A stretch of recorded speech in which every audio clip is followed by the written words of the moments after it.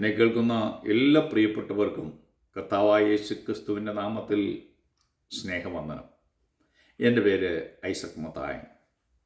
മത്തായിയുടെ സുവിശേഷം 8-ാമത്തെ അധ്യായത്തിൻ്റെ 12-ാം വാക്യം.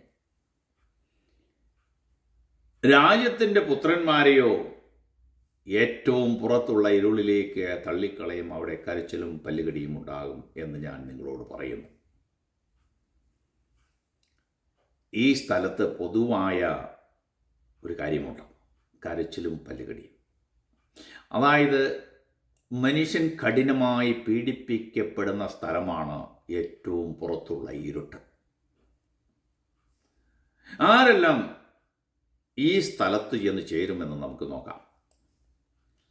ഇവിടെ ദൈവവചനത്തിൽ നാം വായിച്ചത്, രാജ്യത്തിൻ്റെ പുത്രന്മാരെയോ ഏറ്റവും പുറത്തുള്ള ഇരുളിലേക്ക് തള്ളിക്കളയും, അവിടെ കരച്ചിലും പല്ലുകടിയും ഉണ്ടാകും.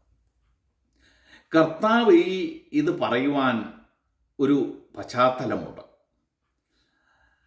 ഈ മത്തായിയുടെ സുവിശേഷം 8-ാം അധ്യായത്തിൻ്റെ 5 മുതൽ 11 വരെയുള്ള വാക്യങ്ങളിലേക്ക് നോക്കുമ്പോൾ ഇതിൻ്റെ ചരിത്ര പശ്ചാത്തലം നമുക്ക് അറിയുവാൻ കഴിയും. കർത്താവ് കവർണ്ണഹോമിൽ എത്തിയപ്പോൾ ഒരു ശതാധിപൻ വന്നിട്ട് കർത്താവിനോട് പറഞ്ഞു, കർത്താവേ, എൻ്റെ ബാല്യക്കാരൻ പക്ഷപാതം പിടിച്ച് കഠിനമായി വേദനപ്പെട്ട് വീട്ടിൽ കിടക്കുന്നു. കർത്താവ് ഈ ശതാധിപനോട് പറയുകയാണ്, ഞാൻ വന്ന് അവനെ സൗഖ്യമാക്കും. അതിന് ശതാധിപൻ കർത്താവിനോട് ഉത്തരം പറയുകയാണ്, കർത്താവേ, നീ എൻ്റെ പുരയ്ക്കകത്ത് വരുവാൻ ഞാൻ യോഗ്യനല്ല.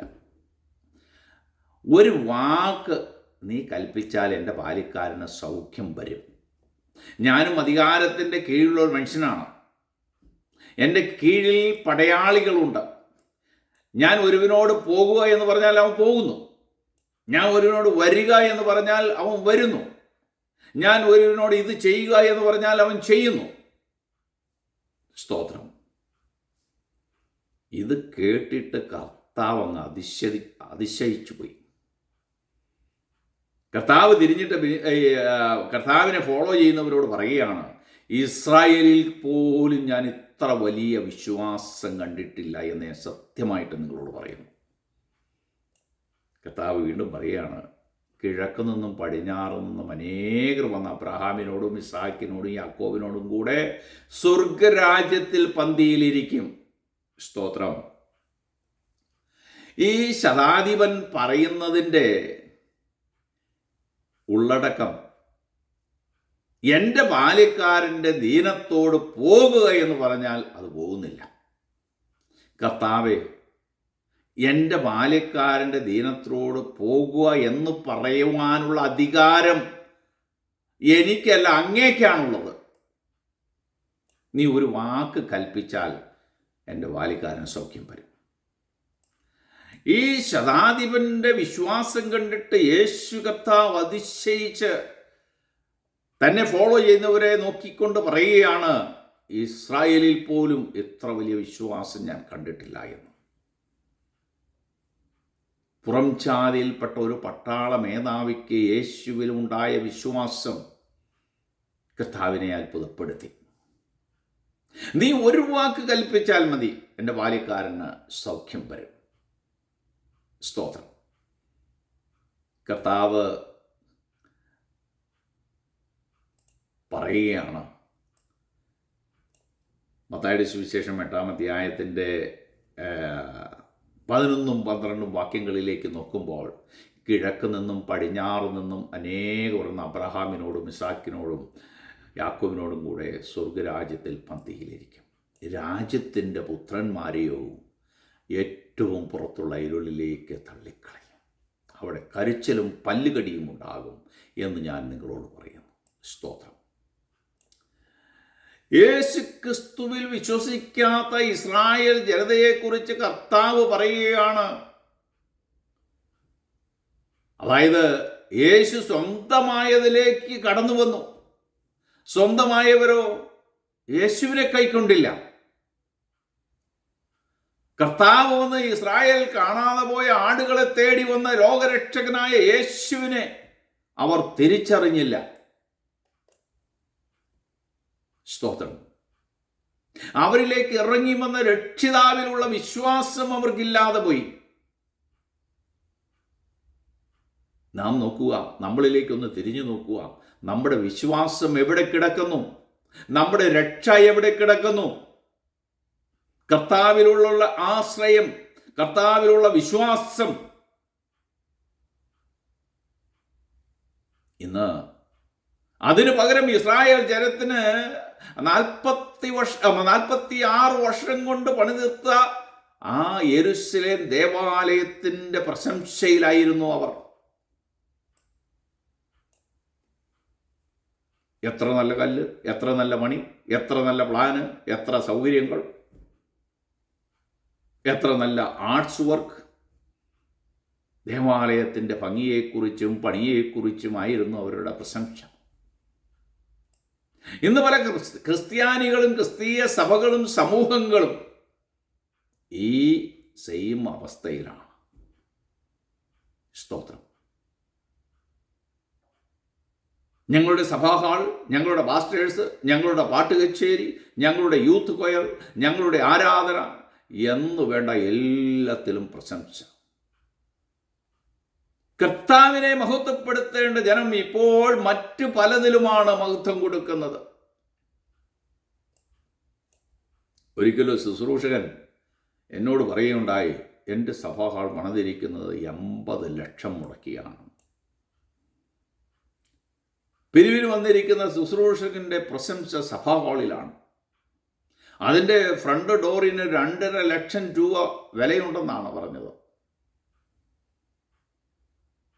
മറ്റ് ചില ക്രിസ്ത്യാനികളുടെ പ്രശംസ അവരുടെ ശ്രേഷ്ഠ പുരോഹിതന്മാരിലും ശുശ്രൂഷകന്മാരിലുമാണ്. മറ്റൊരവസരത്തിൽ മറ്റൊരു ശുശ്രൂഷകൻ എന്നോട് പറയുകയുണ്ടായി, ഇന്ന് കൺവെൻഷന് പ്രസംഗിക്കുന്നത് സോ ആൻഡ് സോ ആണെന്ന്. സ്തോത്രം. പ്രസംഗിക്കുന്നത് ആര് പ്രസംഗിച്ചാലും കർത്താവ് പ്രസംഗത്തിലില്ലെങ്കിൽ ഒരു പ്രയോജനവുമില്ല. ചിലരുടെ പറച്ചിൽ കേട്ട് കഴിഞ്ഞാൽ ലേവ്യ പൗരോഹിത്യത്തിൻ്റെ ക്രമമനുസരിച്ച് കാൽച്ചട്ടയും നീലക്കുപ്പായും അരക്കച്ചയും തലയിൽ തൊപ്പിയും അതിൻ്റെ മുകളിൽ ഏഫോദും അതിൻ്റെ മുകളിൽ അങ്കിയും ഒക്കെ ധരിച്ച് കയ്യിൽ ധൂപകലശവും വീശുന്ന പുരോഹിതന്മാർ ഞങ്ങൾക്ക് ഉണ്ട്.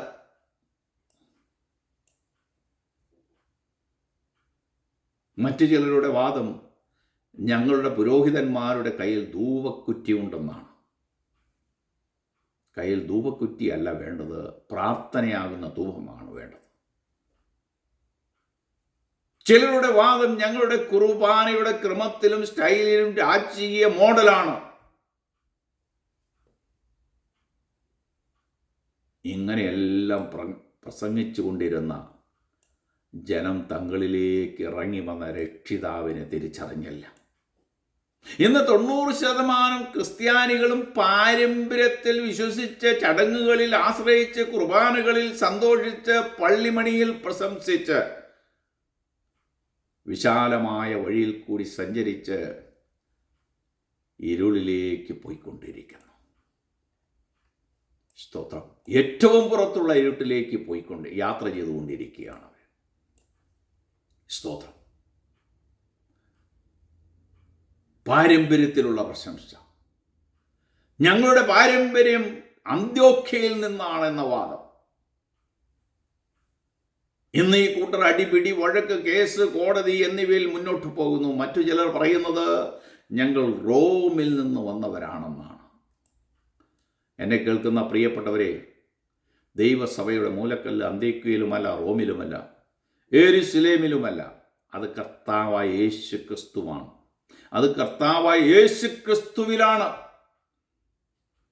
പാരമ്പര്യം പറഞ്ഞ് വിശാല വഴിയിൽ കൂടി യാത്ര ചെയ്ത് ഏറ്റവും പുറത്തുള്ള ഇരുളിൽ നിങ്ങൾ ചെന്ന് ചേരരുത്. അവിടെ കരച്ചിലും പല്ലുകടിയുമുണ്ട്.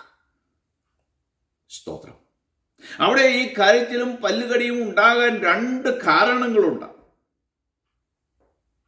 ലൂക്കോസിന്റെ സുവിശേഷം 13-ാം അധ്യായത്തിന്റെ 28-ാം വാക്യത്തിലേക്ക് നോക്കുമ്പോൾ അവിടെ അബ്രഹാമും ഇസ്ഹാക്കും യാക്കോബും സകല പ്രവാചകന്മാരും ദൈവരാജ്യത്തിൽ ഇരിക്കുന്നതും നിങ്ങളെ പുറത്ത് തള്ളിക്കളഞ്ഞിരിക്കുന്നതും നിങ്ങൾ കാണുമ്പോൾ കരച്ചിലും പല്ലുകടിയും ഉണ്ടാകും. സ്തോത്രം. അപ്പോൾ ഒന്നാമത്തെ കാരണം, ഇത്രയും വലിയ പാരമ്പര്യവും പൊങ്ങച്ചവും പ്രശംസയും പറഞ്ഞിട്ടും കർത്താവേ, എനിക്ക് ലഭിച്ചത് ഏറ്റവും പുറത്തുള്ള ഇരുട്ടറയാണല്ലോ എന്ന് പറഞ്ഞ് ഒരു കൂട്ടർ കരയും.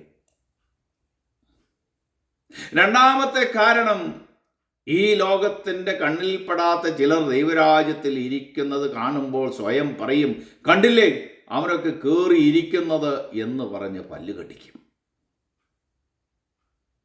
സ്തോത്രം. രാജ്യത്തിൻ്റെ പുത്രന്മാരെയോ ഏറ്റവും പുറത്തുള്ള ഇരുളിലേക്ക് തള്ളിക്കളയും. അവിടെ കരച്ചിലും പല്ലുകടിയും ഉണ്ടാകും. സ്തോത്രം. ഇടുക്കവാതിലൂടെ കടക്കുവാൻ നോക്കുവിൻ. പലരും കടപ്പാൻ നോക്കും, പക്ഷെ കഴിയത്തില്ല. സ്തോത്രം. അതാണ് കർത്താവ് പറയുന്നത്. യേശുക്രിസ്തു പറയുന്ന ജീവന്റെ പാത ഇടുക്കമാണ്, ഞെരുക്കമാണ്, അതിലൂടെ കടക്കുവാൻ പോരാടുവിൻ. അനേകർ പലതിനും വേണ്ടി ഇന്ന് പോരാടുന്നുണ്ട്. എന്നാൽ നിത്യജീവനിലേക്കുള്ള പാത ഏതാണെന്ന് തിരിച്ചറിയുന്നില്ലെന്ന് മാത്രം. സ്തോത്രം. സ്വർഗത്തിലേക്കുള്ള വഴി നാഷണൽ ഹൈവേ അല്ല, അത് നരകത്തിലേക്കുള്ള വഴിയാണ്. വിശാലമായ വഴിയിലൂടെ യാത്ര ചെയ്ത് നിങ്ങൾ സ്വർഗരാജ്യം നഷ്ടപ്പെടുത്തരുത്. ലൂക്കോസിന്റെ സുവിശേഷം 13-ാം അധ്യായത്തിന്റെ 25-ൽ നാം കാണുന്നത്, വീട്ടുടയവൻ എഴുന്നേറ്റ് കതകടച്ച ശേഷം നിങ്ങൾ പുറത്തു നിന്ന് കർത്താവേ കർത്താവേ തുറന്നു തരണമേ എന്ന് പറഞ്ഞുകൊണ്ട് കതകിന് മുട്ടിത്തുടങ്ങുമ്പോൾ, നിങ്ങൾ എവിടെ നിന്നുള്ളവർ, ഞാൻ നിങ്ങളെ അറിയുന്നില്ലെന്ന് കർത്താവ് പറയും എന്നാണ് തിരുവചനം പറയുന്നത്.